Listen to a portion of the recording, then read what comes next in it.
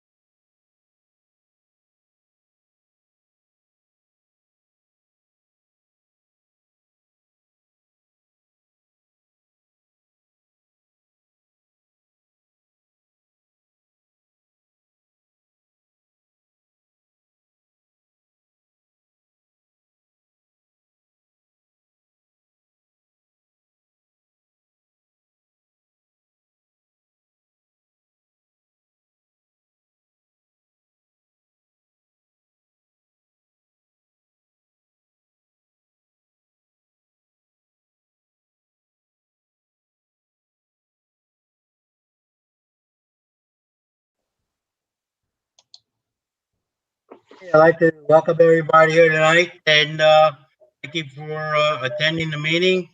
And I'll turn it over to Greg. Greg.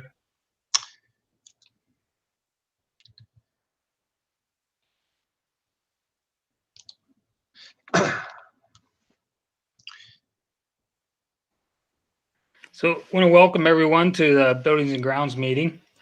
The first agenda item is a presentation by McClure. They're going to talk about the possibility of some additional equipment that could help us prevent the spread of the COVID-19 virus. And I'm not sure, Mr. Link, if you want to add a little more to that or turn it over to the McClure folks. Sure, I can add a little bit to that. As we continue to go deeper into the school year, we're still continuing to investigate ways that we can ensure that our facilities offer the the healthiest learning environment, teaching and learning environment for our staff and students. All of you are aware that over the past 2 years, we've worked with the McClure Company to do significant upgrades to our HVAC systems in all the buildings and the controls for those systems. They're going to describe this evening. We have three guests with us this evening. Being, hold on here, my screens are bouncing around on me. Being Don Marangoni. Don, I'm sorry if I pronounced your last name wrong. You got it. And John Gunning is also with us. And Alyssa, I can't see if Alyssa's on the call with us. Hi, everybody. Good to see you all again. There she is. Hi, Alyssa. So thank you to the three of you for making time to join us this evening. If maybe you could talk a little bit about the services that you offer to the districts that you already have partnerships with, and then what that looks like, what the time frame looks like, or even any potential solutions that you have put in place for other school districts, and then just share a little insight with that. And then we'll ask the facilities committee board members if they would like us to move forward with gathering additional information. So I'll turn it over to our friends from McClure. Yep, sounds good. Thank you, Matt. Matt, do you have the presentation to share? Not that it's very long, but it kind of helps walk through some stuff a little bit. Just to reintroduce, my name is Don Marangoni. I'm an account executive with the McClure Company, and Alyssa Wigginfield is your account manager, and John Gunning is also on the call today. And John's our mechanical engineer and actually has helped spearhead a lot of our COVID mitigation strategies. So if you flip to the next slide is just our introduction, and then probably slide 3. So as everyone knows, I mean, the COVID situation has changed a lot for everybody. And when this all started, a lot of recommendations were starting to come out from the CDC, from the Department of Health, Department of Education. OSHA had recommendations. ASHRAE was putting in a lot of, their 2 cents into everything. And to be honest, it was almost a little bit overwhelming for many clients to try to decipher all what it was needed and what they should be doing. And so that's kind of where we stepped in to try to provide an avenue to help clients decipher what is the best implementations and recommendations for them. Because each school is different.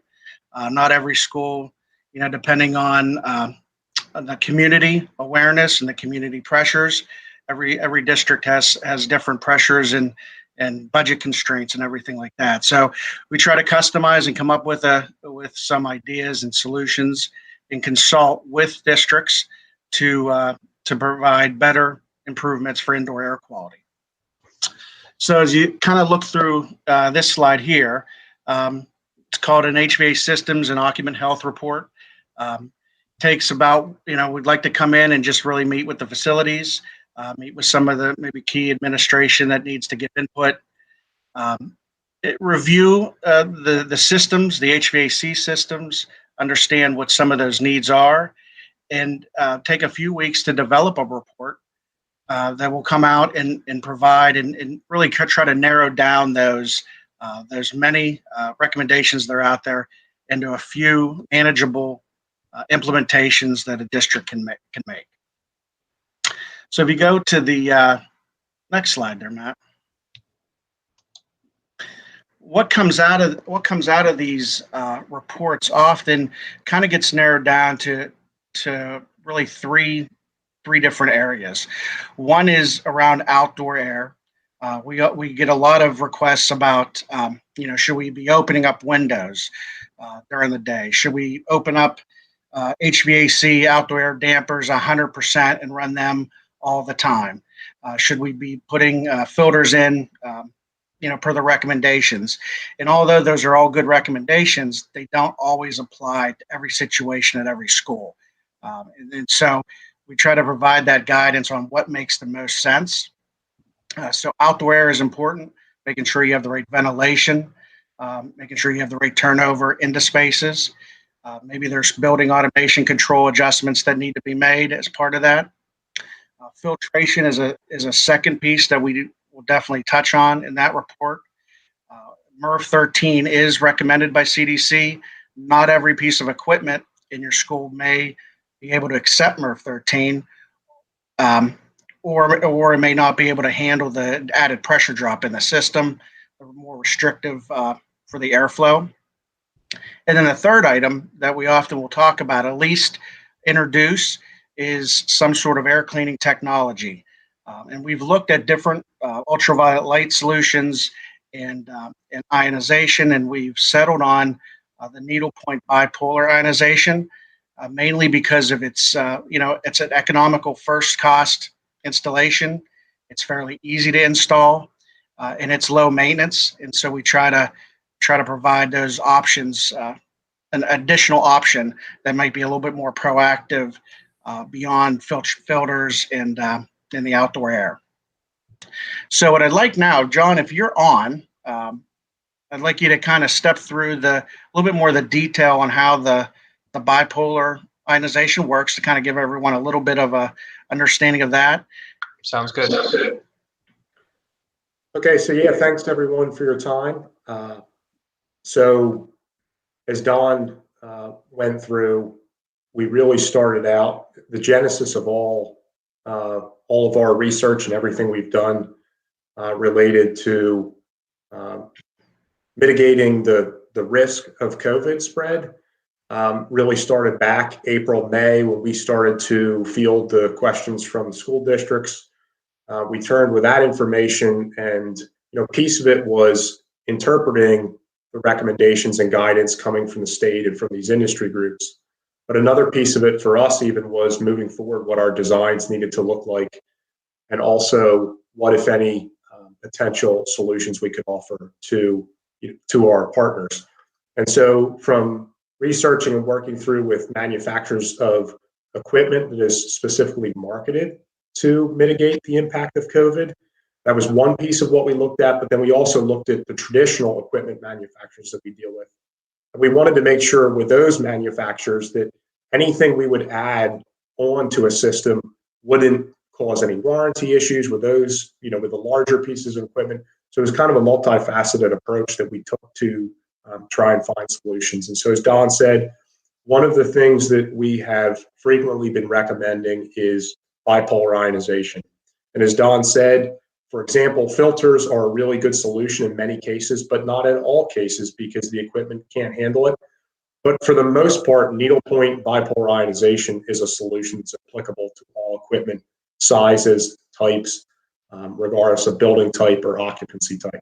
So what needlepoint bipolar ionization does essentially is it's a small device that gets added onto the existing equipment. It gets installed within the existing HVAC equipment. The device really only has one moving part, but essentially what it does is it creates positive and negatively charged ions that are, as the airflow moves over these brushes that create the ions, the airstream picks up the ions and distributes it throughout the ductwork and throughout the space that it's served. The benefit of the ions is that because they're positively and negatively charged, they will attach to oppositely charged particles within the space. So that's good in terms of when we kind of create these magnetized parts and pull together other particles, when we pull particles together, they combine to form larger particles. And what that does is, regardless of what efficiency filters you have in the system right now, because it's joining particles together and making them larger, it makes the filters more effective because they're more easily able to remove the particles. So what we've seen, and on this slide here, what you can see is this is part of some information that we sent out as part of a mailer to school districts to understand one of the benefits. But what you can see there is the blue lines are the particle counts in a classroom. And this is actual test data that we did in the beginning of October. And so the top row there where it says the base reading with a standard filter, and it has the particle count per cubic foot of 1,670. If you look down at the next row down where we added bipolar ionization and measured in the room right next to that sample room, we were measuring reduced levels at close to 1,000 particles per cubic feet. So really that shows, the impact of reducing the particle count within the space. But really where the deal changer was with bipolar ionization was in early June. There's multiple manufacturers of the equipment, and that's when the first manufacturer came out with actual third-party test data related to COVID-19. And so one of the added benefits of bipolar ionization, these ions, is they attach to viruses, bacteria, and mold. And in the cases of viruses, they attach to the virus, and the outer shell of all viruses is like a protein layer that needs hydrogen to survive. And so when it strips out, when it bonds to the virus particle, it pulls hydrogen away from the virus, starving the virus of the proteins. And when it doesn't have the proteins, it can't replicate itself. So essentially the virus becomes inactive and it's no longer infective. So the manufacturers came out and in their third-party test data found that after 30 minutes of exposure to the ions, that the active virus count was reduced by 99.4%, so only 0.6%, remaining at an infective level. The same is true for bacteria and molds in just a slightly different manner. Again, it attaches itself to the bacteria and the mold. In that case, you're stripping hydrogen from the actual DNA because bacteria and mold are alive, they're living. When you strip it away, you kill it and it can no longer propagate. One of the added benefits then is, in many cases, odors are directly related to bacteria growth.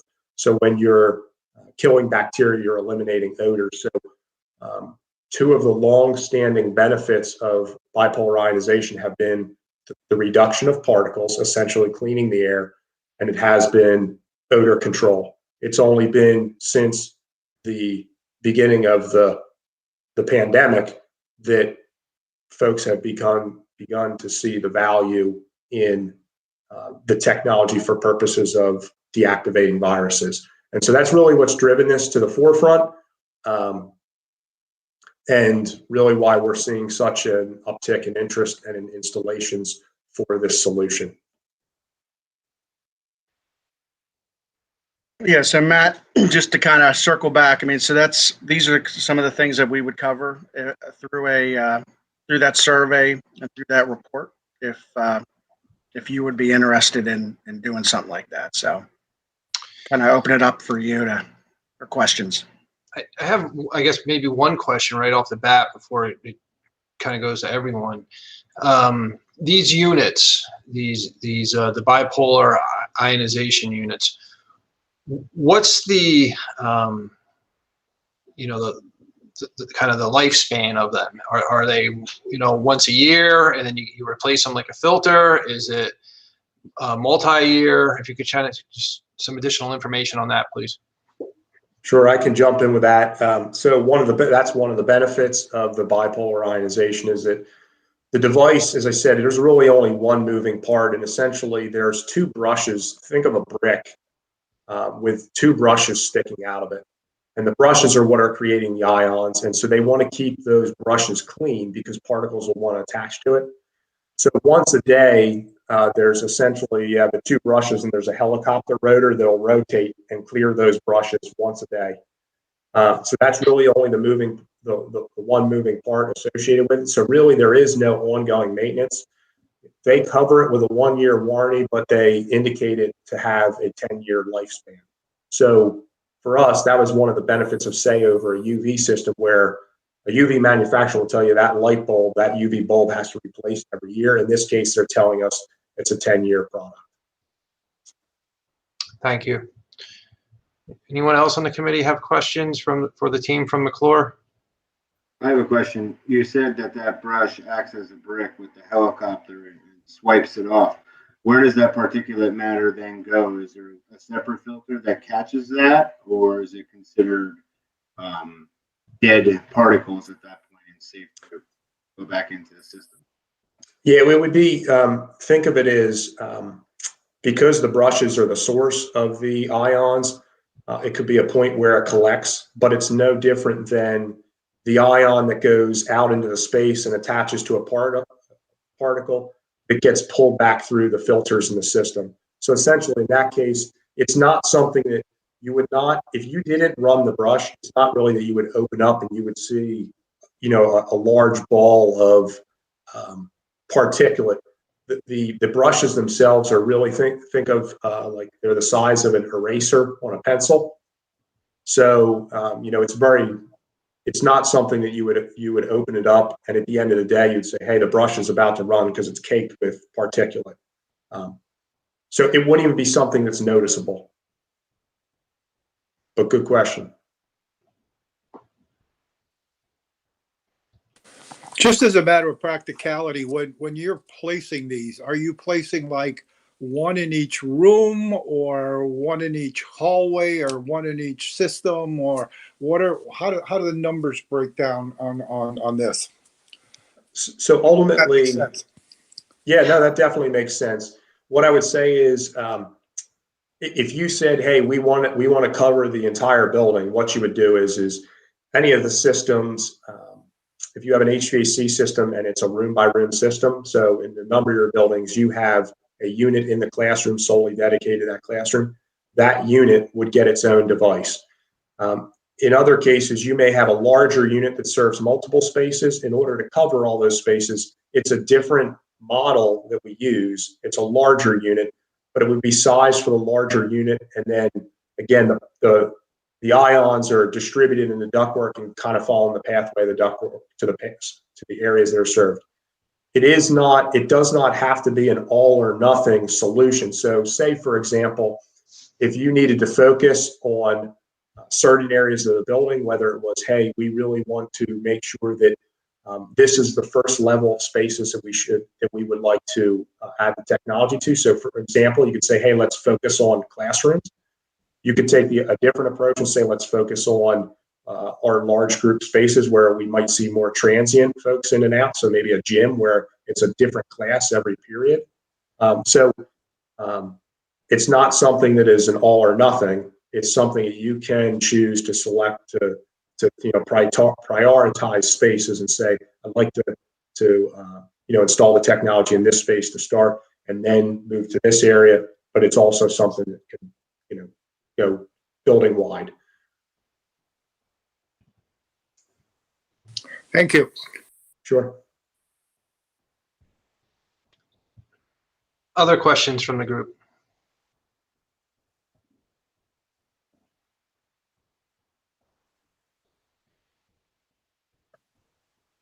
Just a question, would any of these devices fall under any of the federal funding? I'm sorry, Mr. Disler, I couldn't hear what you said, what you asked. Would any of these devices fall under like federal funding? Okay, thank you. So, currently we do not have funds built into our operating budget for something like this, but we still have money in the 2-year ESSER grant, which were the federal dollars, Mr. Disler, that we were awarded. last week, I believe it was, we were notified that we are in the queue to receive additional. So if you recall, when the federal monies were released down to the state withheld a certain percentage of that money before they dispersed it out to the school districts. Well, they now have decided that they are going to disperse that money out, and it looks like we're going to receive approximately $45,000 from that most recent release of money directed towards COVID solutions. And then we also have other additional money left in the original 2-year ESSER grant.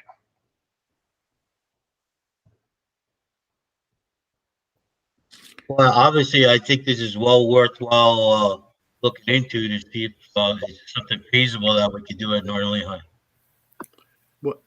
Matt, this is Gary. What is the approximate cost of these units? So I'll let one of the McClure folks answer that, because my understanding is it varies on size of the unit. Okay, so what do they have? What are they? You know, what's the range? Yes. So if you're looking at like a classroom unit, your classroom units are about $800 to $1,200 a piece. On average, about $1,000. Bigger rooftop equipment can be as much as $5,000 a piece. We'd have to look and see exactly what sizes.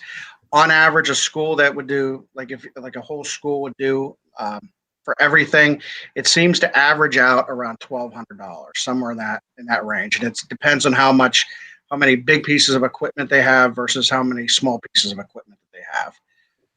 And so to John's point, that's kind of where you can kind of look at a school-wide implementation, or you could look at more of a targeted implementation, which we've done as well. But if we were looking at a school-wide, we'd be looking at 4 buildings. Yes. Yeah. Yep. Okay. Don, And- does that average cost, is that just for cost of unit, or is that cost of unit and labor? That's a total installed cost. Okay, thank you. Yep. Do any of the schools in our area here have these units put in yet, or are they all looking at them, or what's? A number of schools are looking at them. We did do a full district-wide implementation at Kutztown. We are doing a very large-scale implementation at Allentown. And then, Alyssa, chime in if you can remember. Lewisburg School Lewisburg, District. thank you. Mm-hmm. And then we probably have 10 others that we're doing studies for. And we've also done a lot of PNC banks statewide as well. So not just schools, but The schools. Yeah. So basically, you would I mean, if we agree to anything, we're not going to do that tonight, of course, but let's say soon, then we would basically, then you would be coming in and then giving us an estimate and evaluation of our schools. Yeah, as part of like doing the survey and the report for you, this would be part of that potential recommendation. Okay. This would be an option that you would be able to look at, and we could help work through how much you wanted to invest and try to maximize where you put those devices. Okay. Thank you. I don't know if anyone else has any questions, but I would certainly like to see a survey done. I would like to see a report presented with some options. And I don't see where we have anything to lose by proceeding at least with the survey and the options and see what they come up with. That's my feelings at this point in time. This is Gary. I agree. I do as well. This is Bob. This is Rob, and I also agree. This is Donna, the same. Well, thank you, everyone. I think that gives us direction. And Mr. Durr can work with the folks from McClure to, schedule walkthroughs of the buildings, access to the power plants, to the HVAC systems in each building, and we'll go from there. So we'll try to get it on the schedule and bring a report back to the facilities committee to consider the information. Thank you, Don, John, and Alyssa. We really appreciate your time tonight, and very, very informative. Thank you very much. Thanks, everybody. See ya. Have a good rest of the night. You too.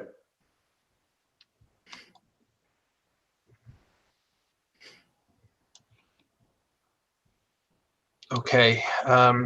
Just give me 1 second here as I just put a note here and doing double duty here tonight. Move forward with facility study. Okay. All right. The next agenda item this evening, Mr. Durr is going to speak to. So the next agenda item, we have a maintenance man who has been with us nearly 11 years, and I'm going to miss him when he retires. He was a second shift person, and he worked on the weekend. He did a lot of great things for the district and was a hard worker. So Cliff Rarick was our maintenance guy, and he is retiring here. I think the 14th is his last day working, and then he has some vacation time, and you'll see his retirement on the agenda coming up. So back on February 6th of 2019 at our Buildings and Grounds meeting then, we talked about a long-term preventative maintenance service contract with a contractor who would come in and service our units. They would be able to check amp draws and take refrigerant readings, those kind of things. And at that time, the average cost was in a range of $76,000 to around $110,000 for a company to come in and basically maintain all of our equipment. And that was per year.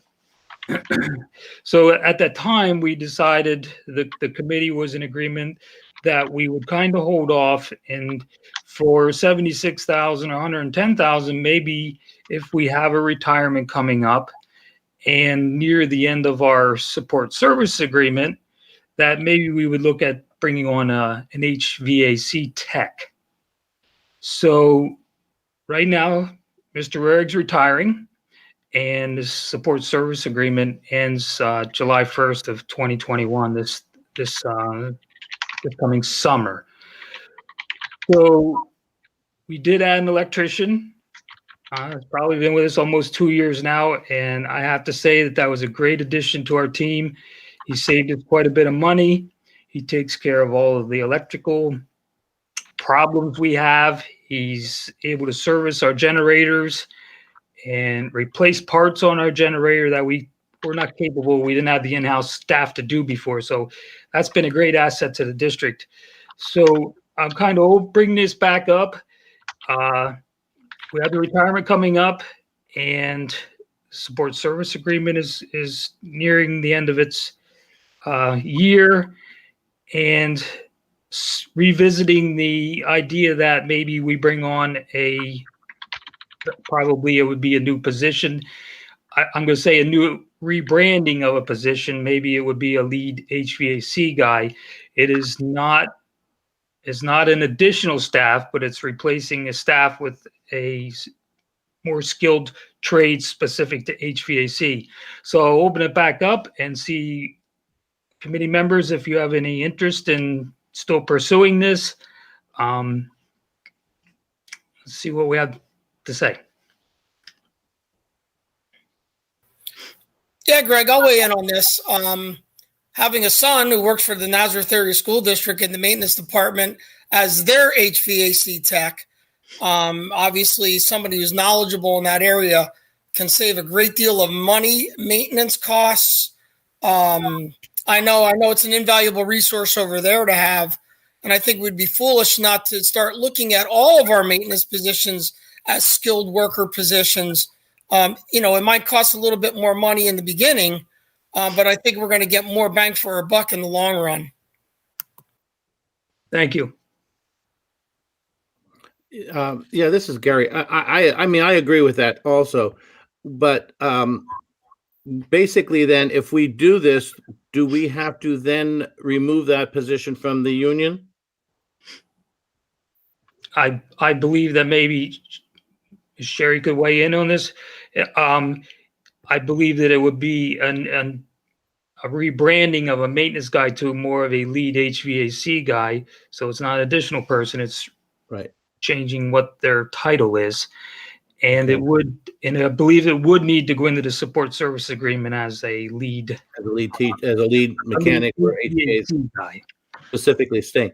Yeah. Doing that, Greg, though, I mean, does that then lose the need for, or does it, do we still have a need for that type of person in general? If we do that with one person, removing them from the general maintenance kind of, will you still need somebody there? I believe that if he was servicing the HVAC equipment, he could easily be available for any other hands-on snow removal, grass trimming, whatever might come up that we need him. He wouldn't be doing just specifically HVAC, but that would be his trade. Okay. And that's the model. That's the model we follow with our certified electrician. We're not doing, electrical work specifically. We're doing I mean, I agreed with going with the electrical. I think Bob has just said too, maybe we, as we go on, we may want to specifically choose different areas to hire people with some specifics, and that would benefit us. So I'm comfortable with it. Yeah, I agree, Greg. The expectations on my son is exactly what you explained. Even though he's their HVAC technician, when it's snow removal time, he does that. He's painting lines on fields sometimes, whatever it takes. I mean, but when there's a specific need in HVAC, which there normally is in a larger district, he's specified. They have several, actually. He's not the only one. He would definitely be on hands-on on the HVAC first. So it does work that way, and it is part of the union. I would say pursue it, but I would also want to have some discussions with the union to make sure that everybody's on board. Yeah, Matt, exactly, and that's actually what we did last time. In their agreement, we have the language for a lead groundskeeper and a lead maintenance position.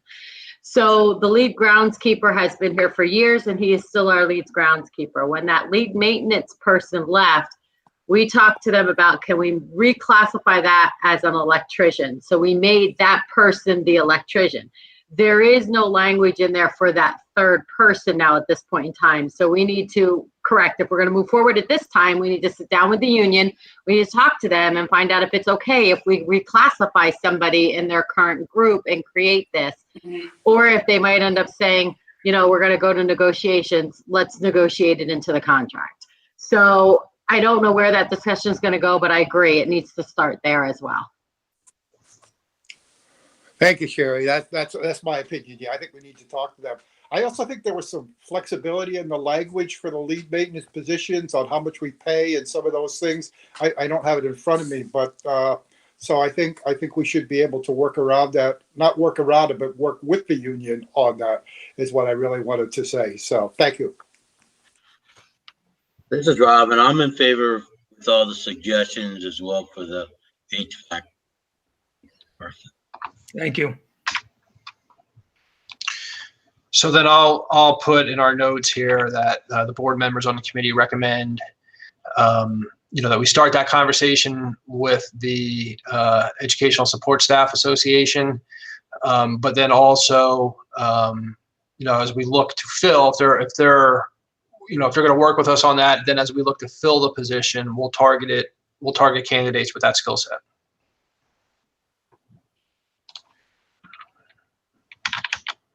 Matt, we'll have to, and Sherry, come up with a job description then, like we did before, to make sure that we get the quality type of person, right? Absolutely. Okay.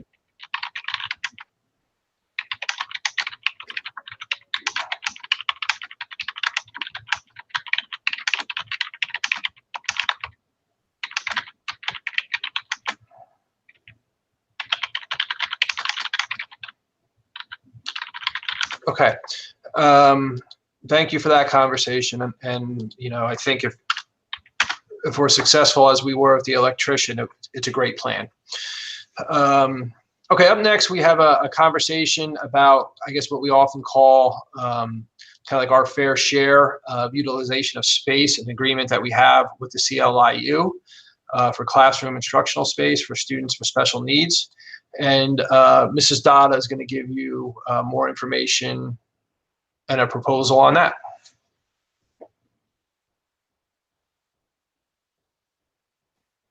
Good evening, everyone. Tonight I want to talk to you a little bit about the IU has approached Northern Lehigh and myself about giving another classroom space at Peters Elementary. Now, the reasoning behind that is we currently house 4 grades or 4 classes, 1 in each building for multiple disability support. It's best practice to try to keep those students together in the same continuum so that they can be a part of our education community throughout. If they start in kindergarten, then they would be really part of our community all the way through, possibly till high school and graduation. There currently are 0 spots left in the K-2 age range in both Lehigh and Carbon County. If a student were to move in, and there would be no slot available for them at this time, which is why I'm bringing it to you now. The IU is looking to start this possibly whenever a new student may come in and they are now at their limit. Could be now, could be at the end of the year. We're really not sure. With COVID right now, there isn't really a lot of movement of those students. Currently, the continuum is at Catasauqua, it is at Northwestern Lehigh, and we also have the continuum. Caddy has just taken on a classroom at the end of last year, I believe, and Northwestern has taken one on at the beginning of this year. Mr. Link did talk about a little bit about fair share. That was a court case that was done in 1989, and it is because the IU cannot own any classroom space. Every district within our 2 counties is responsible for their fair share to give the IU the ability to have classroom space. I did do a walkthrough with Mr. Schneiderite at Peters Elementary. There is room for the IU. It's an old computer room that would be approved with ebb and flow and all the state requirements. There is also, because my concern was if we give our last room away, is there any room if we need to expand at Peters Elementary? And there is. We would have to move staff a little bit, but there would be enough room to have another classroom if, let's say, we needed another 2nd grade class at Peters Elementary. So for that reason, I'm going to recommend to the committee that we would allow the IU to bring another classroom, K-2, at Peters Elementary for the multiple disabilities classroom, and that would be a 3-year commitment. Mrs. Dada, is that, just for clarity, that room would serve our students if we had a student move into the district that needed such a placement, or students from anywhere in the IU? And then also I have a question. Did you say Lehigh or Northampton County, or did you mean Lehigh? Sorry, Lehigh and Carbon. Okay, that's what I thought you meant. Or Okay. Lehigh, Carbon County. Yep. So if you could just kind of speak to that about who that classroom is actually open to if the need arises.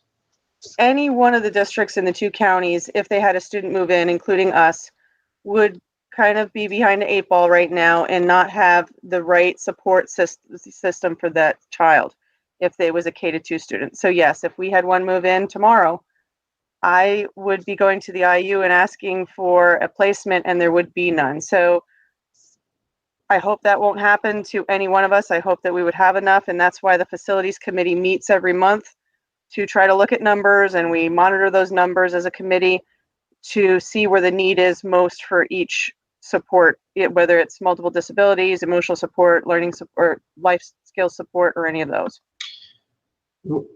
Thank you for answering that. When you said, and it's correct that it's a 3-year commitment, knowing that we are already through the first quarter of this school year, I would just recommend if this group supports it, that we would say it's the balance of this school year, and then 3 full school years, which I believe puts us through the 23-24 school year.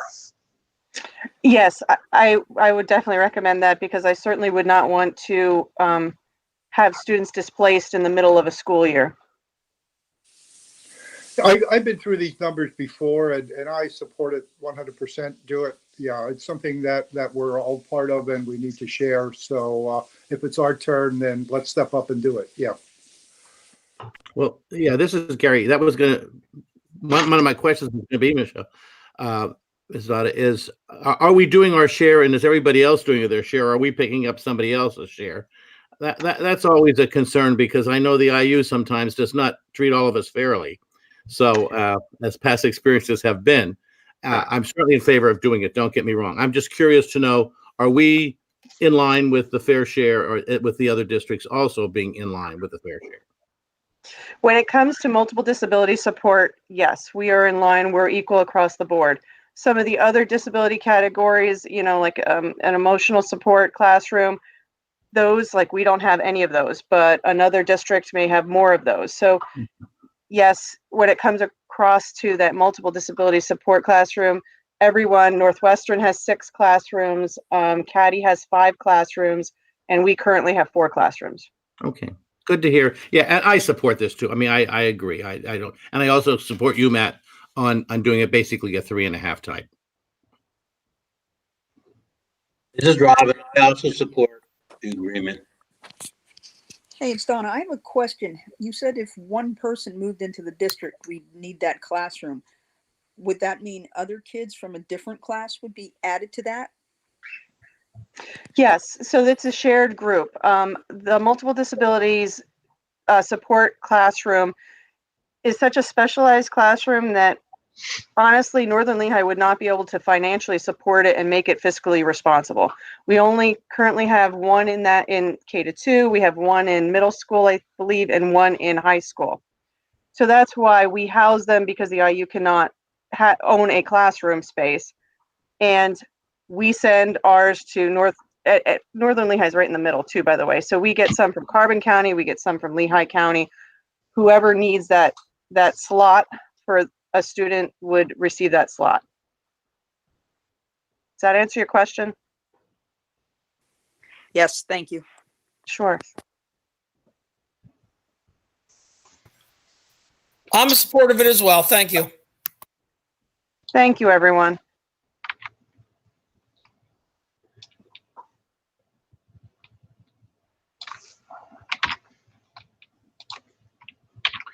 Okay, so what we will do next then is in this process to kind of memorialize this agenda, there will be an agenda item on the Monday night agenda saying that we're agreeing to do this.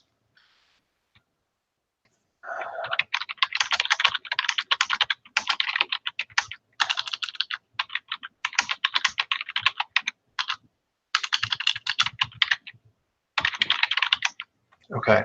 The next topic on this agenda is the addition or the possible addition of a second school police officer vehicle.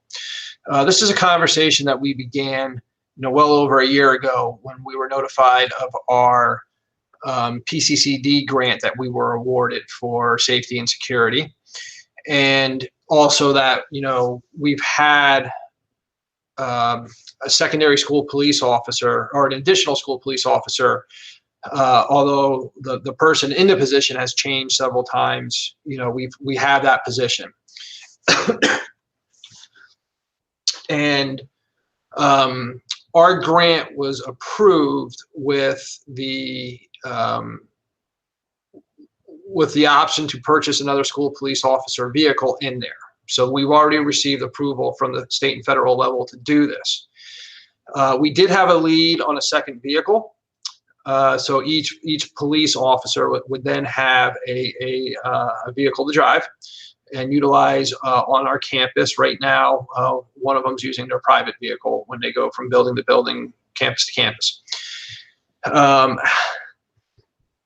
About 2 or 3 hours ago, the vehicle that we had a line on and we were ready to recommend to this group to ask for your support to take to Monday's night Monday night's board meeting, we learned that the vendor that we work with for these type of vehicles could no longer hold it, and they had somebody that was basically ready to pay cash for it with no alterations, and they let it go. So I'm not asking for permission this evening to purchase this vehicle or to support the purchase of vehicle because the vehicle no longer exists. I'm asking this committee here this evening to support the idea of us taking the purchase of the next vehicle that we can find that we think meets our specifications to the board for approval, so we don't kind of go through this time barrier again, and that the grant has a line item in it for the purchase not to exceed $20,000. And I'm asking that this committee here support that, so we could have an agenda item that says grants administration permission to purchase a second school police officer vehicle not to exceed $20,000. So that way, if we find another one in time, we don't have to wait to the next board meeting to get it there to purchase. We would already have the permission at Monday evening's meeting if this committee and the board supports that. Matt, I have a question. Sure. Can't we just get Frank a bicycle or something to drive around the area and save some money? That would make sense to me. We've had that conversation several times. We looked at, and honestly, Mr. Green, we looked at a couple different options. I'm just kidding. No, but just for transparency, we even looked at some of those like smaller, I guess what you would call a side-by-side for this main campus. But it came back to if we would actually have to transport someone off campus, that's just not practical then. But Frank just requested that it has a nice bell if we get him a bicycle. I was looking at rollerblades, but okay. Let's also, I mean, if they're going to be going off campus to Peters and so forth, we need a vehicle that would be accommodating to it. So I see no problem with that. We have the money, and I think it's going to benefit us all around. Matt, just so you know, as Frank's ex-phys ed and health teacher, there's no way he could ride a bicycle. So I recommend that we get the vehicle for him. Understood. This is Rob, and I also recommend that we get the vehicle with the expense up to $20,000. Mrs. Cole? Yeah, I'm in favor. I just wanted to make sure that any maintenance or items that would be needed for the vehicle are also covered in the budget somewhere. Yeah, yes. So if any alterations would need to be made, so oftentimes these vehicles are vehicles that are coming from a municipal police department where they have limits on how many miles they can have on them. That's how we got our current police cruiser. The all-in cost for any kind of repairs or alterations would not exceed $20,000. Okay, I'm fine. Thank you. Okay, thank you. And Matt, if I can just add, Donna, to just touch base. For example, the police vehicle we have now, if there's been any type of repairs needed, it came out of the police budget that I have allotted. So every year we figure in their tires, other maintenance, and into my budget as well. Great, thank you. Okay, I'm just going to put some quick notes in here.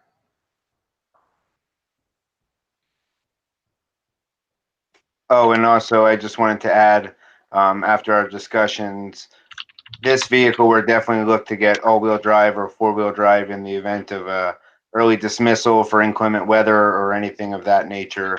If we need to get out to homes, deliver food, anything, Mr. Link, is in very, very strong support of that as well.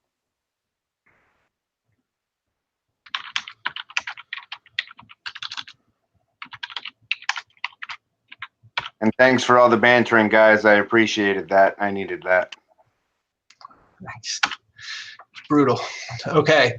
The next conversation is going to have to do with an event that's quickly approaching here Saturday afternoon, late Saturday afternoon. And the good news, the great news is that our football team has made it into the playoffs.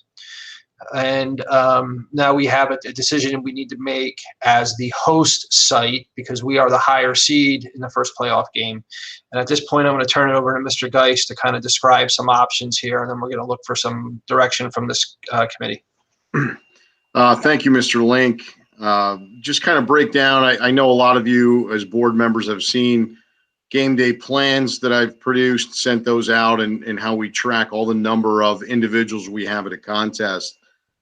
So using that particular template, if you were to include all the players from both teams, the band, the cheer, as well as all game help staff, you're looking at 173 individuals. Our cap for Bldg Stadium in regards to the order is 550.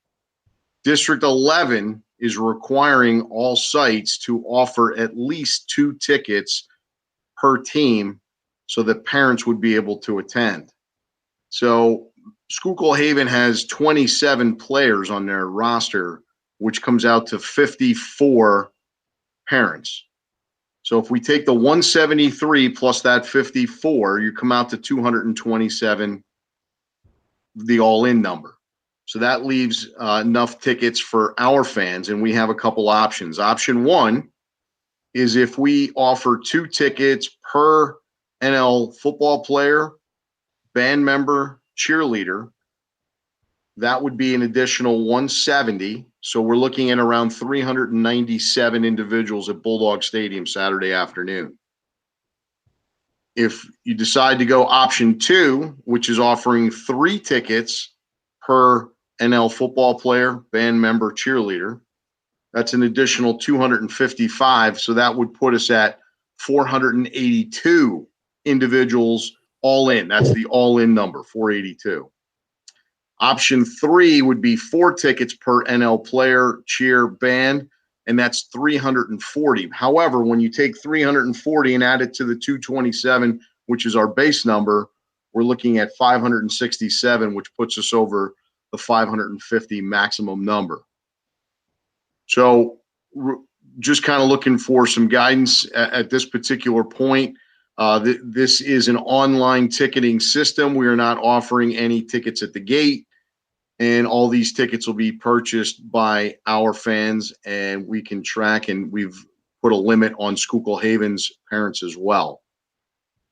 So hopefully I'll just kind of field any questions at this particular point in regards to Saturday's game. This is Gary. I mean, I certainly would rule out option 3, Brian. What is your recommendation once I do that? What is your recommendation on those other 2 items? My recommendation is to go to option 2. I would like to see us be able to get as many family members in the contest as possible.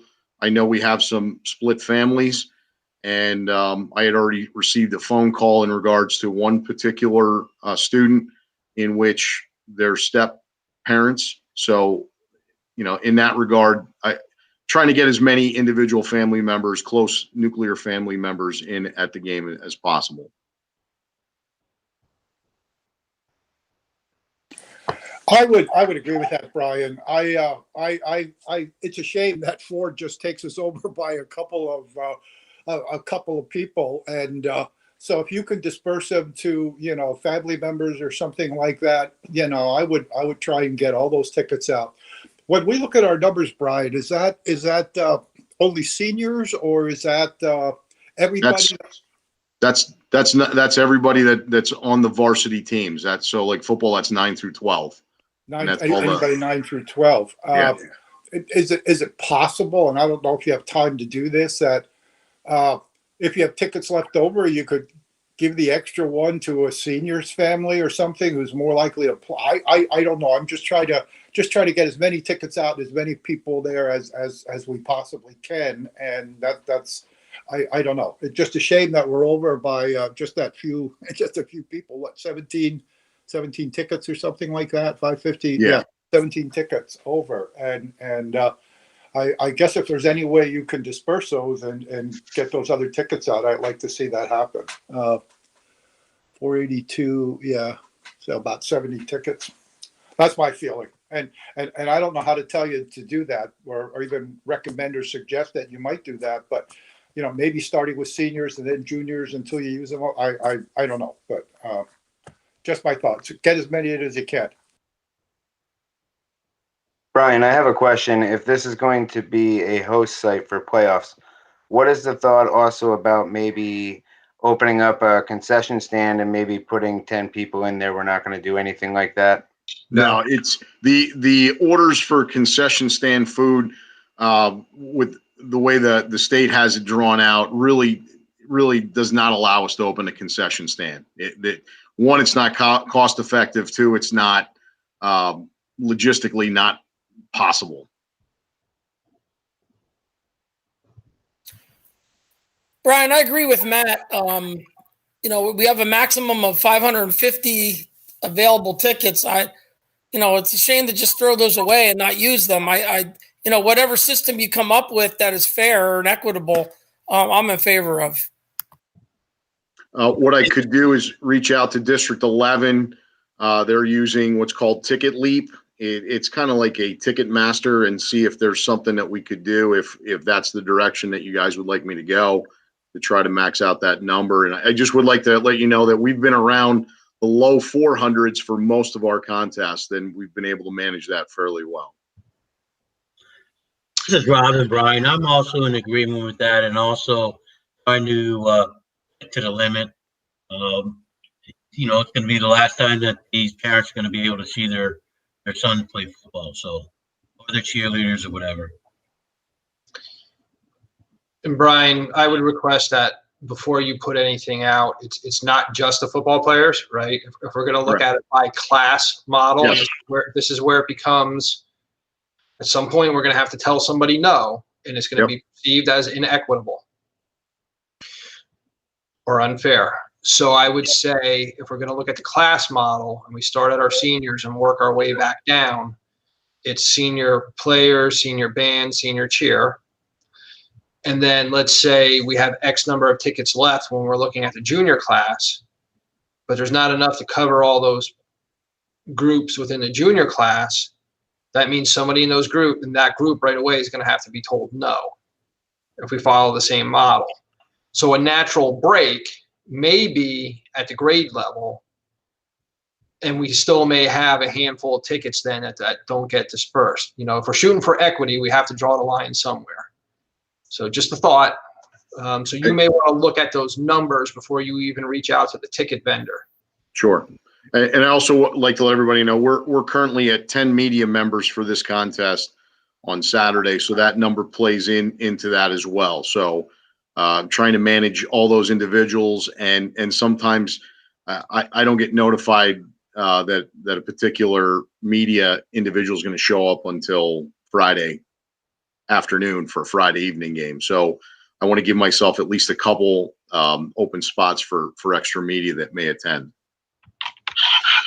I agree, and I agree with what Matt is saying, because I would not want to have, say, 15 extra tickets for juniors and only 15 parents or other. That's going to cause more aggravation and trouble than if we have a system and how we're doing it in line. That answers easily. We can't do anything different. I just know that will cause more problems.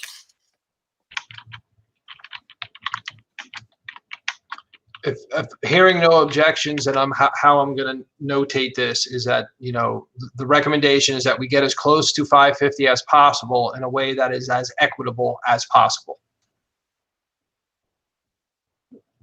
I could live with your grade level scenario. That makes some sense. And I think that's going along the same lines as I was suggesting, where you start with seniors and you work down. But I could see cutting at a grade level. There's some merit in that. So I'm comfortable with that. Brian, does that give you enough direction to begin planning for Saturday? Absolutely, and I'll get it done. Thank you. Okay, the next topic on the agenda is winter sports facility usage. I'm going to ask that Mr. Geis kind of give so our message has been we need to put a plan in place for our school district sponsored teams first, that our school board is supportive of, and then also falls in line with the Colonial League, because we're also a member of the Colonial League. And there's still some unknown factors, and there's meetings happening again tomorrow related to this specific topic. So Brian, if you could maybe give a backdrop on that, and then we would use that like we did in the summer, or rather late summer into the fall, for a framework for us, that would give us direction then to then decide how we would like our community organizations, youth, sport youth groups in particular, use our facilities in the winter. So we kind of need to go sequentially here and take care of our own teams, make sure we're doing right by the district and Colonial League, and then we can open it up to the other community groups that use the facilities in the winter. Yeah, thank you, Mr. Link. What we're looking at is in the Colonial League, we have a current proposal, and kind of backtrack a little bit. PIAA, our winter start date currently is November 20th. That's a Friday, and that's set. Normally it's a Monday, but because of where Thanksgiving falls, it falls back to a Friday. So we have to have some decisions made, and as Mr. Link put it, there's some meetings going on. And we're going to have to come up with a Colonial League decision next week on the direction of our winter sports teams. Currently, we have an approved schedule for 22 basketball contests and 22 points, if you want to call it points, for wrestling. So some of those things, and there's been some concerns in regards to community spread of the coronavirus and some of the things that we're looking at. So in regards to the fall, kind of what we did as Northern Lehigh, we dictated to our fall teams, we said, we're going to start on this specific date. And then from that particular date, I can use PIAA guidelines and bylaws and rules to come up with our first contest date and work for contests from that particular point. So in that aspect, we're looking for some direction from the league from each individual school. So once we have those particular dates in place, we can then schedule our varsity basketball with our JV basketball. Varsity and JVs are combined, and that's girls and boys. And then we also have a freshman boys basketball team, and as well as we have our middle school basketball teams, boys and girls. And then we also have our varsity wrestling team and our junior high wrestling team. So that encompasses grades 7 through 12, which uses our wrestling room or auxiliary gym. So with our varsity, through our 7 through 12 basketball program uses the middle school gym and the high school gym. So a lot of those times are monopolized. And what happens is the youth programs will then find holes where they can fit in. And generally in the middle school, when those middle school teams come in, they are working around our varsity teams. So as an example, we have a home wrestling match. Our varsity team is going in after a middle school game, so we don't have NLYA basketball practices that evening. So it's a complex puzzle, and we're really late in the game at this point, but understandably.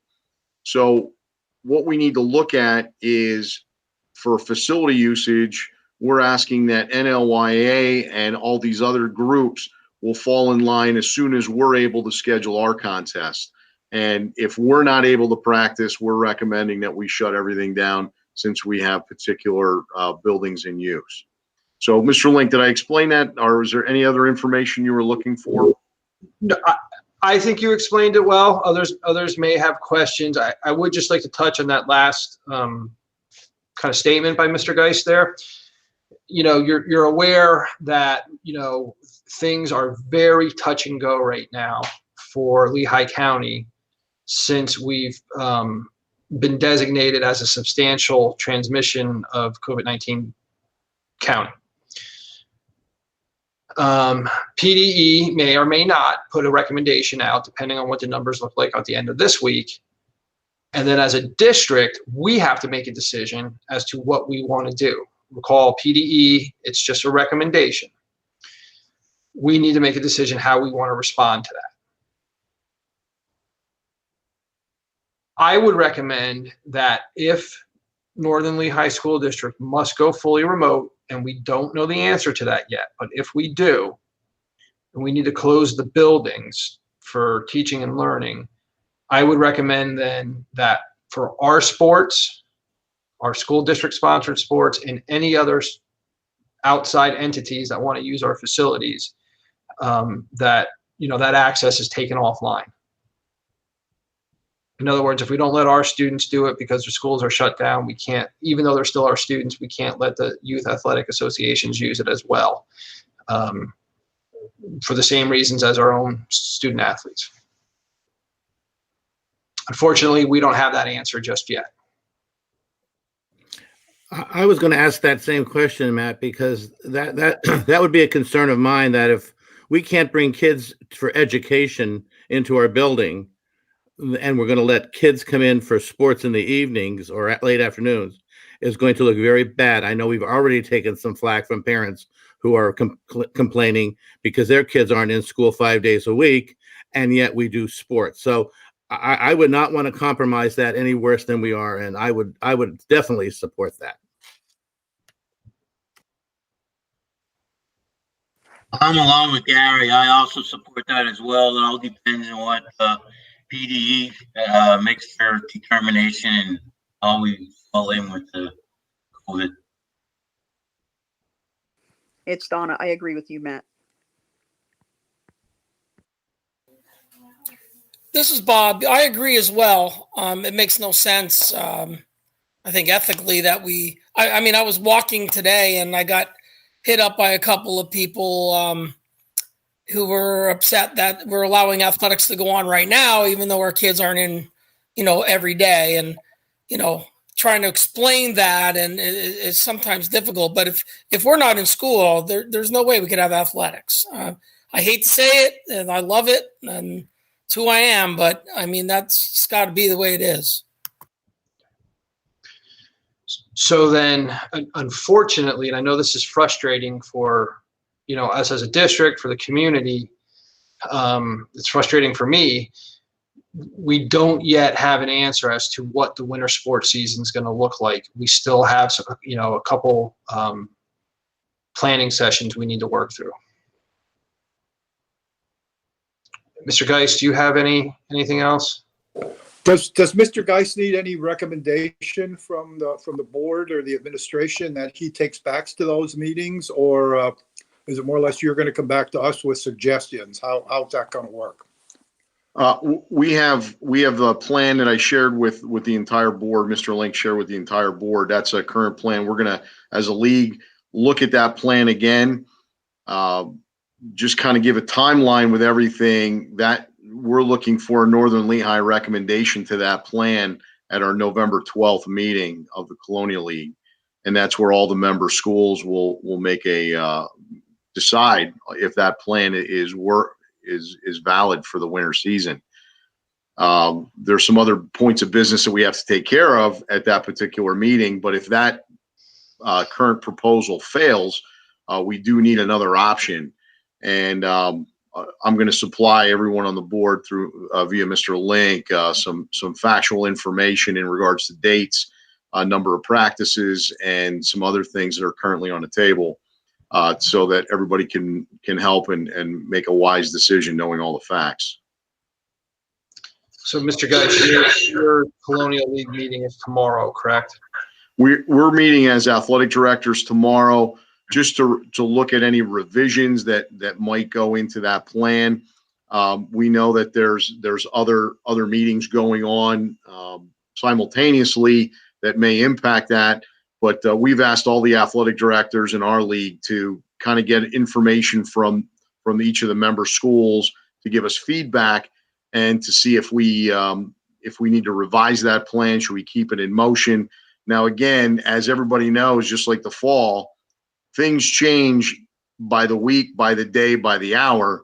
So when we put this plan in place, we didn't have particular information that some of the school districts have received in Lehigh County just recently. So we're going to take that information and continue to work, tweak, or develop additional plans. There will be, so tomorrow there's the athletic director meetings. There will be conversations happening tomorrow within the leadership of the different districts for CLIU tomorrow as well. And then Monday, we also have our school board meeting. So there's a couple steps that we need to go through yet before we can make a final decision on this. So, I'm sorry, Mr. Kern, you look like you're going to say something. Yeah, I mean, if I just have a question for Brian while he's here. Brian, do we have currently open gym going on in our schools, like for basketball? We do. Basketball, we're following all the protocols with our re-socialization plan in place. Okay. Yeah, so we are currently doing basketball. We are not doing any wrestling at this particular point. So we have our one of the concerns that I had was there's a young man from Penn State who did a pretty large clinic in the Lehigh Valley, Bravo Young, who has tested positive for COVID. I believe a day after he did this clinic, which many of our students were there. We could try and control what we can control in our own building. And as I told this parent, one of the discussions we had while I was on my walk today, we can't control what happens outside of our district. I mean, we would hope that those parents and those student athletes, some of which are playing football right now, are going to use better judgment, making sure that they're following the protocols. But I highly doubt that's happening. So my concern with open gym was, are we following the same protocols as we do for our regular practices? Yes, and that's the one great thing about having scholastic athletics, which is the other side of the coin or the other side of the argument. We can control the number of things that we can do in our re-socialization plan, opposed to what you said, Mr. Kern. If there's a particular clinic, we have no control over that. We can't issue any of those particular plans and keep that in place. Totally understand. Mr. Hill, anything on the chat at this point? Yeah, I would just like to point out that we have two guests, Andreas Hassold, who was basically looking for information about when winter sports such as basketball and wrestling could begin and what that would look like, which I believe Mr. Geist already addressed. And we also have Aaron Kern, who is the vice president of the NLYAA. And Aaron asked the same question, basically, when will we know if we can use the gyms for wrestling, gyms and wrestling room for winter purposes, practices, and games? If not now, what is the process, thoughts of when? That was Aaron's question. And Andreas also asked again, since we are currently in the hybrid model, when's the planning process going to start? So I believe Mr. Geis had answered those questions, and we're currently in the midst of the planning process for all that. We've been, these conversations have been happening for a couple weeks now, and they are continuing to happen.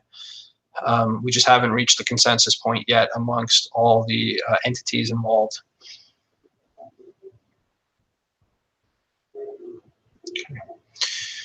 Mr. Geis, does that kind of give you enough information, at least for talking points, as you go back to your fellow league members tomorrow? Yeah, absolutely. And like I said, I'll share some other factual dates and information with board members via Mr. Link's report. And then I can field any questions in that regards on what winter season may look like. Good. Mr. Geis, may I ask you a favor, please? Yes. Thank you. You covered a lot of information in your comments there. Can you please enter those directly into the notes section under winter sports facility usage of the agenda? Sure. Can you give? I'm gonna request editing access. Yes, sir. And I don't need those until, what you input until really like Friday morning. Okay. Okay. Just so you put it, just as long as you can accurately record them in there, that would be greatly appreciated. And I just gave you editing rights. All right. Thank you. Thank you, sir. Okay. The next topic on the agenda is something that came up in the community relations agenda Monday evening. Mrs. Martineau had asked that the different committee chairs and committees consider putting a topic like we do for school board meetings, monthly school board meetings, a standing agenda item that says like almost like public comment or public questions with each committee. And I had suggested that we take that to each committee to get their input for their own particular committee. So I'd like to open that for conversation.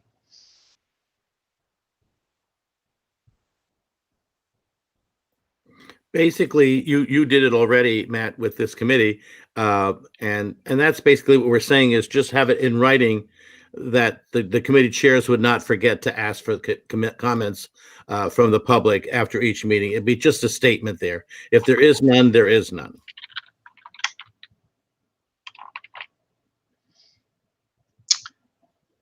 Are any of our board members opposed to that appearing on the agendas moving forward at the committee level? No. Okay, hearing no opposition, we will do that. I'd like to take a comment on that, though, Matt. Sure, Mr. Disser, please do.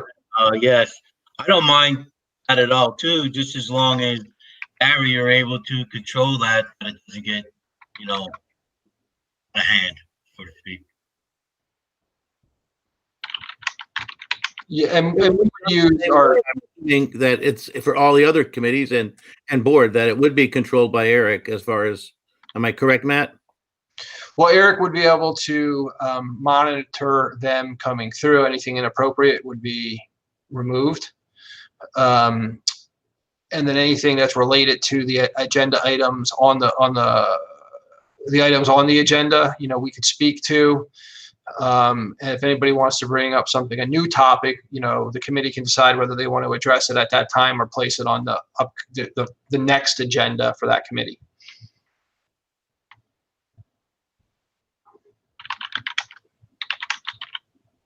Does that answer your question? Yes, thanks, Matt. Sure thing. Okay. At this point, I'd like to transition into the technology part of the agenda, and I'm going to hand it over to Mr. Hill for some updates and for us to seek some direction for the upcoming board meeting. Mr. Hill. Thank you. Good evening, everybody. First, I want to go over our fiber connection from our Slatington Elementary building to the IU. We have a fiber connection there that was on a E-rate contract. That E-rate contract runs out on June 30th of 2021. So the IU put out an RFP, a request for proposals, to rebid that fiber connection for another 5-year period. The next E-rate 5-year period starts on July 1st of 2021. They did receive 3 bids from various companies, and the awarded bid went to Penteledata, which is the same carrier that we use now for our fiber connection. So the bid was for a 1 gigabyte connection, which is currently what we have right now, will be $761.25 before the E-rate discount. Currently, we're paying about $1,300 before E-rate discount. So it came down substantially, which is fantastic.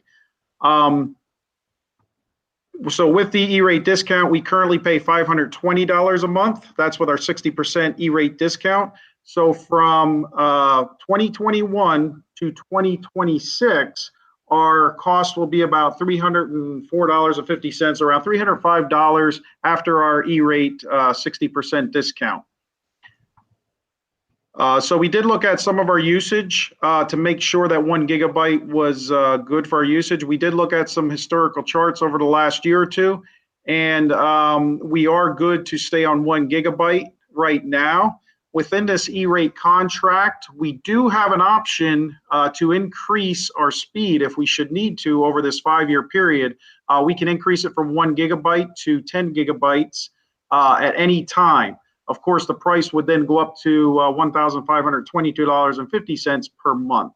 As of now, we don't see any need to do that, but who knows, a couple of years down the road, that may be something we need to address down the road. But that is built into the E-rate contract that we can increase that speed at any time. So I am recommending right now that we still go with the 1 gigabyte speed from our building to the IU. So what's going to happen next is the bid was already approved by the IU. They are currently working on the contract. When they are finished with that, I did not get that yet, but that will be out sometime within the next month or so. We will get a contract, and I plan on having that. I would like to have that on the January school board meeting for approval. And then we would have to have that contract signed and returned to the IU by February 12th, 2021.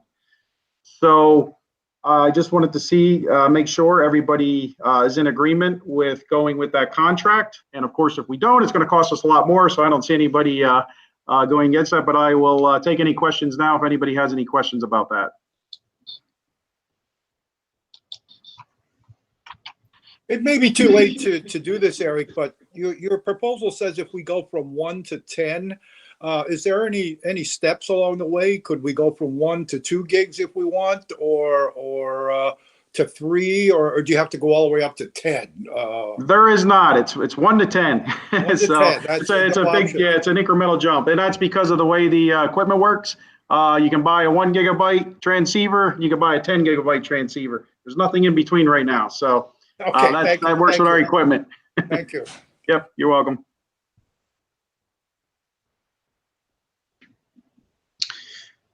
So Eric, are you looking for support from this committee to take this to the January board agenda? Yeah, I'm fine with it. I'm fine with it. This is Robin. I support it as well, Eric. Thank you. Gary. Thank you.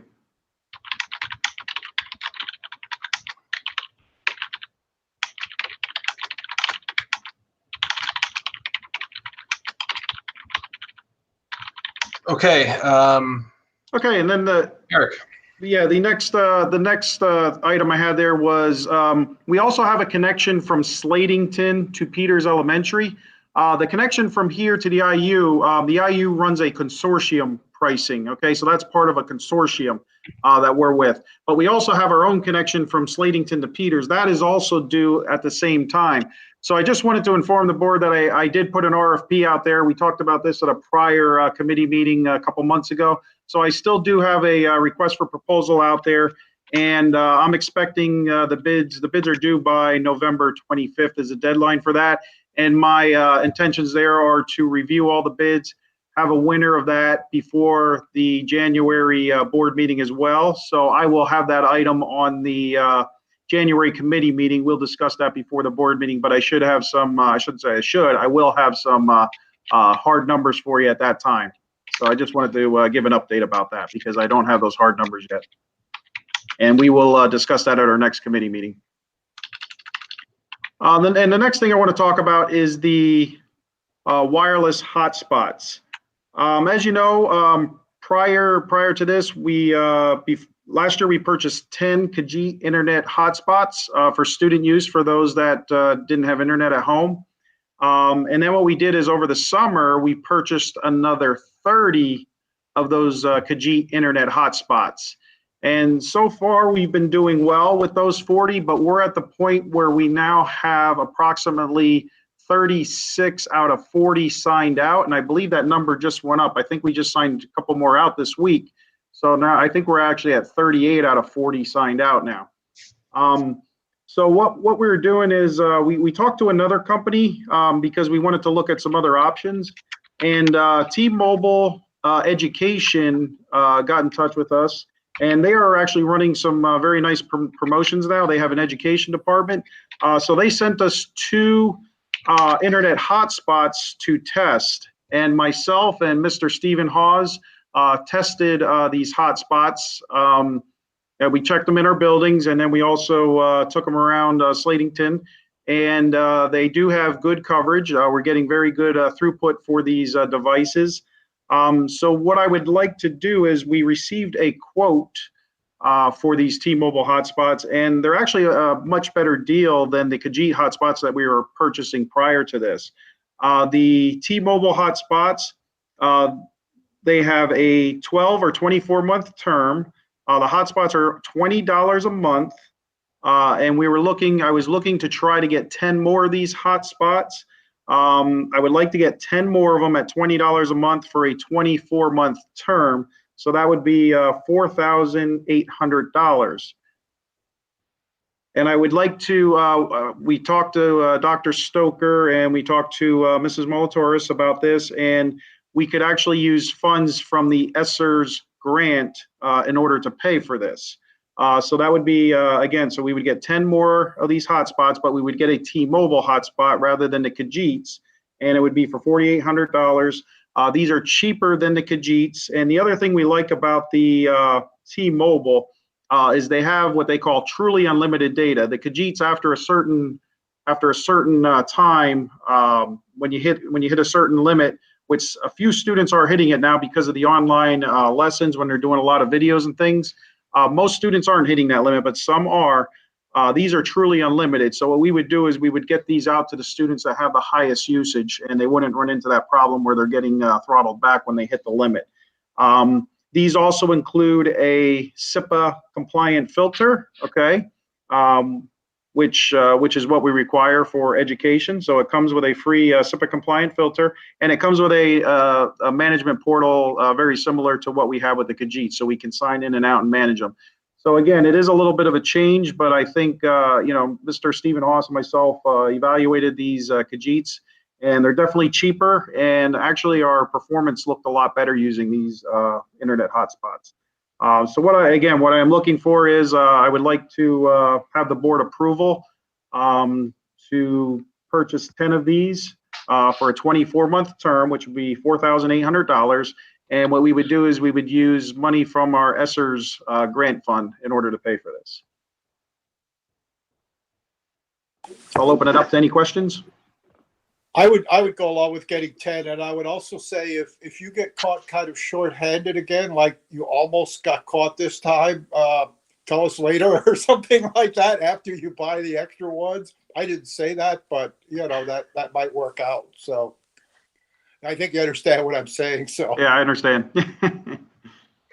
Eric, how long are our agreements with Cajuns? Yeah, the Khajiits. We had a 2-year agreement on the first set, so we are probably about a year into that agreement. So we have another year, and the other set that we purchased, the 30, we bought right in the beginning of the summer. So those will be up like in June sometime, June or July. Yeah. Okay. So if these work out better, since they seem to be better, what you're saying, once we get to the end of our contracts, we would consider changing over. Is that what you're saying also? Exactly. Yes. So we wanted to really test these out first. That's also why I don't want to make a big purchase right off the bat. Yeah, we want to test them out, but so far they look great. They've really been performing well. So I think it's hey, they're cheaper and they seem to be performing better. So it's definitely worth a shot, Well, it's unlimited, and it also gives us a little bit more. So let's just hope they do work out, Yes. And at least we have a chance to look at them. Okay. Thank you. You're welcome. This is Robin. I'm in favor of it, purchasing that as well. This is Bob. Me too. This is Donna, the same.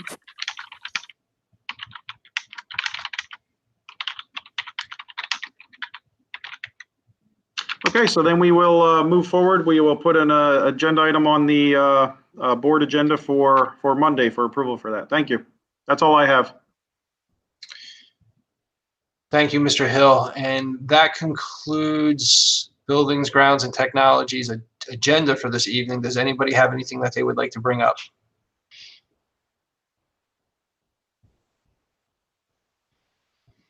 Mr. Hill, are we all clear in the chat? Yes, we are good. No more questions or comments. Okay, at this point, Mr. Disler, if you'd like to close the meeting, then we can transition into the Finance Committee meeting.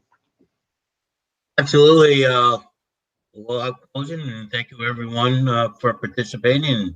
And it's all yours. All right, thanks everyone. I believe Sue Bonnick's up first.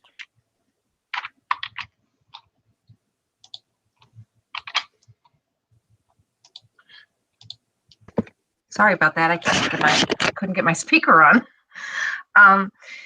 I just wanted to let you know that financially at this point, we're still moving along, and we still have money in the bank, and we're still paying our bills, regardless of everything else we're going on. Our accounts have gone up a little bit higher. It seems we're gaining a little bit more, playing with the menus a little bit more, the best we can with this grab and go, and also the takeouts that the kids are utilizing in the school.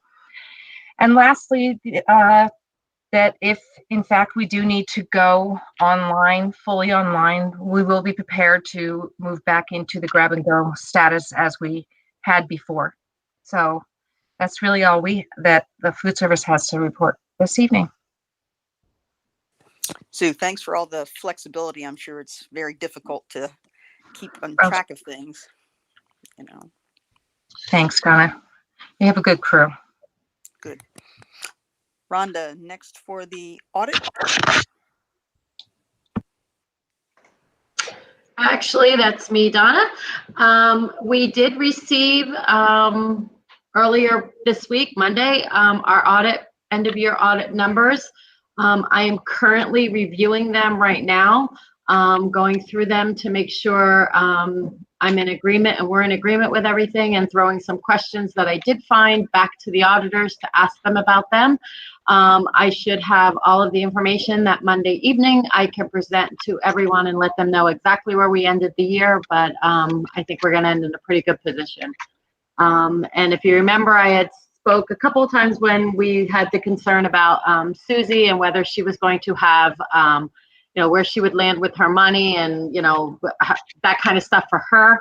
The general fund does have to pay her $95,000. That's the money that we owe her for her PCERS and her FICA that we hold and we reimburse at the end of the year. So she will be getting a nice check that will make her a little bit up there. Yeah. It'll make her a little bit whole again. So I'm working on getting that check over to her as well. But that's where we stand with the audit. It looks good. There was no findings or anything, but I will actually have the numbers and present on Monday evening at the board meeting. Great. Good news for you, Sue. That's terrific. Mrs. Molitoris, can you just put some of those I Sure fell will. behind here, some of that under your local audit item? Yep, will do. Thank you.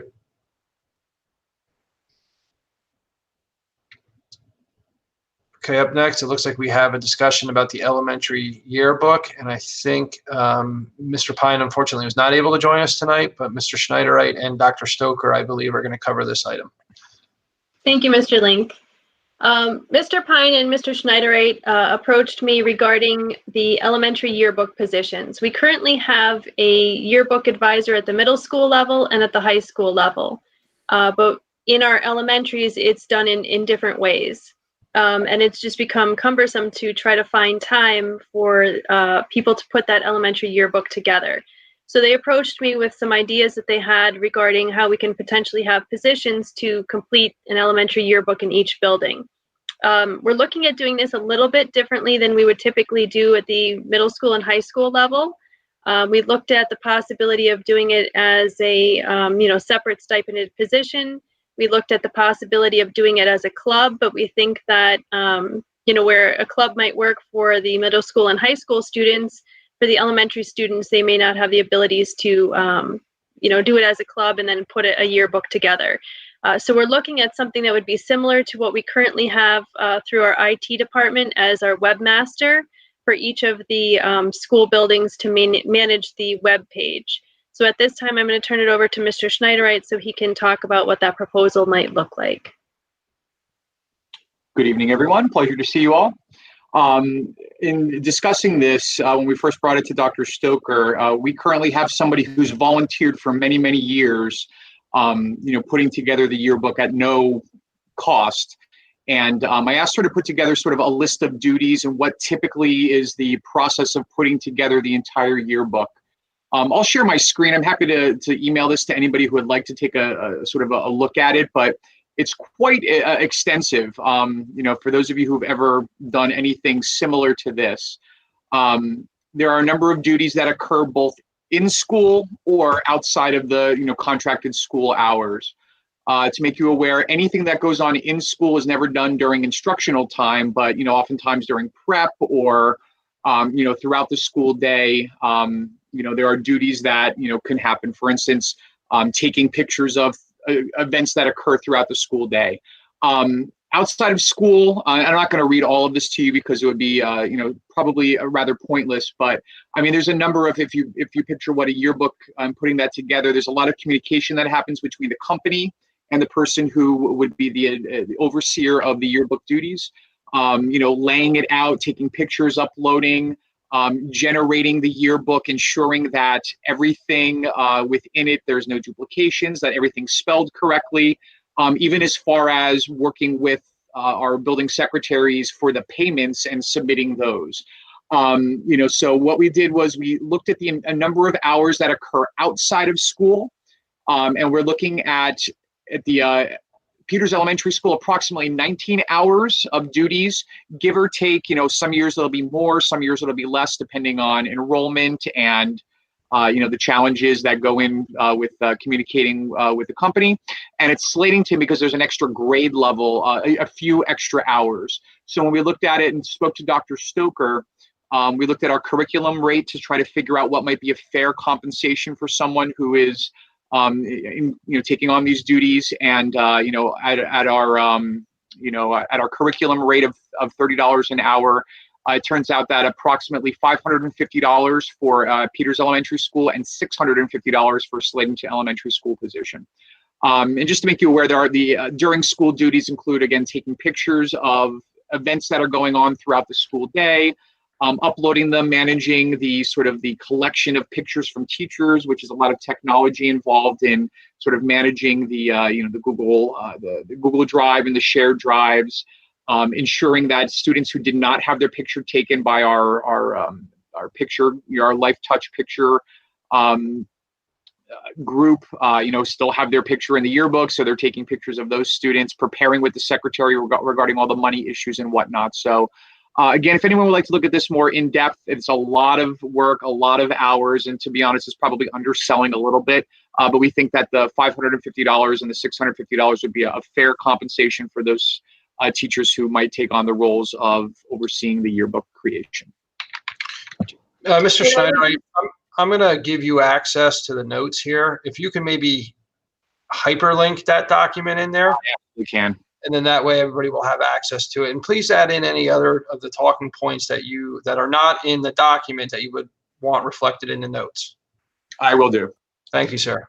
And then I would just like to add that even though we're looking to have these two new positions, this is not new money that we're looking to put into the budget. In both the elementary schools in Slatington and in Peters, our principals are going to are looking for ways that they can save in other areas so that they have the money to pay for these two positions. So that would come from their current budget.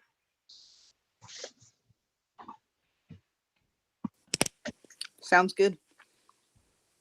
So Dr. Stoker and Mr. Schneider, are you, I guess you're looking for support for this committee to move forward with the proposed solution?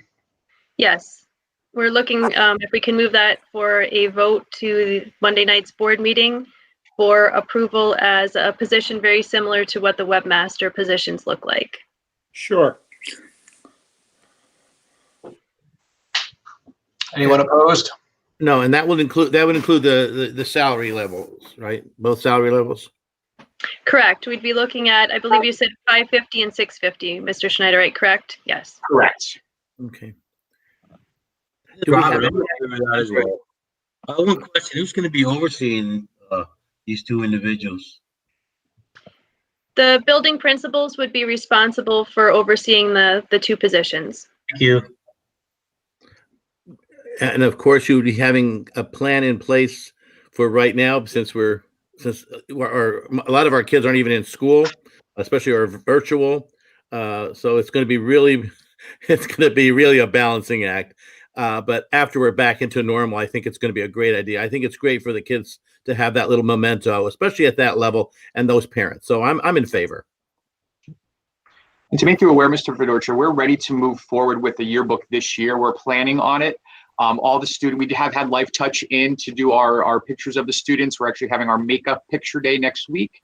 And even though there are no large scale events happening within the school, we certainly have a lot going on each and every day as far as, sort of our internal things we do. We had, our costume day just last week, our costume days, because we do everything for A days and B days.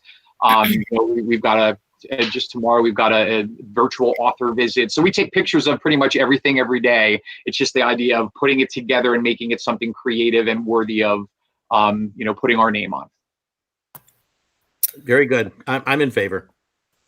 I only have one question regarding payroll. So would you take the money out of your budget, transfer it to the business office to have a check cut out to the individuals? I don't know how that would work.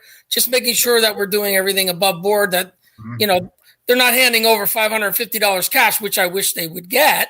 I mean, once you take taxes and retirement out of all that, you're left with peanuts anyway. So I just want to make sure of that. That's all. But I'm definitely for it. Yes, to answer your question, Mr. Kern, that would come out of each of the building level budgets, and just as you kind of described, and I'll let Sherry take over of what that would actually look like. But yes, that would then come into the business office to be paid as a salary. It would run through payroll. I'll let Ron. It would be run through payroll, Bob, and then if necessary, we would do a budgetary transfer from the principal's discretionary fund into the payroll account if necessary. No problem. Thank you.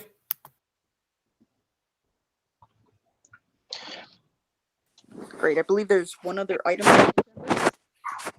Yeah, Mr. Link's administrative assistant, Melissa Wagner, is a commissioned notary, and she was commissioned in Carbon County. Last week, she went down to Lehigh County and transferred her commission to Lehigh County. It is strongly suggested by the insurance company that we insure her similar to the way we bond our treasurer and secretary of the board. The cost would be approximately $85 for 4 years. We won't have the paperwork in time for approval at Monday night's board meeting. So I'm looking for approval from the committee to move forward and put it on for approval retroactively on December's board agenda. Rhonda, that's great. It's always tough trying to get the notary, and if she has it already, that's terrific. I'm in favor. Absolutely. This is Robin. Absolutely necessary. Sure. Okay, then I will move forward and we'll get it in place as soon as possible, and it will be on December's agenda for retroactive approval then. Thank you. Rhonda, did you say $84 for 4 years? Yes. Thank you.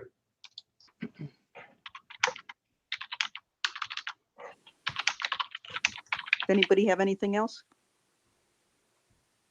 Eric, is there anything on the computer? There is not. We have no more questions or comments. Thank you. If nobody has anything else, I think we get to adjourn. Matt, do we want to ask about that standing item here too as well, or are we just going to carry over? Well, technically, this is a different committee, so is anybody opposed if we put the standing item onto the finance committee? No, Thank you.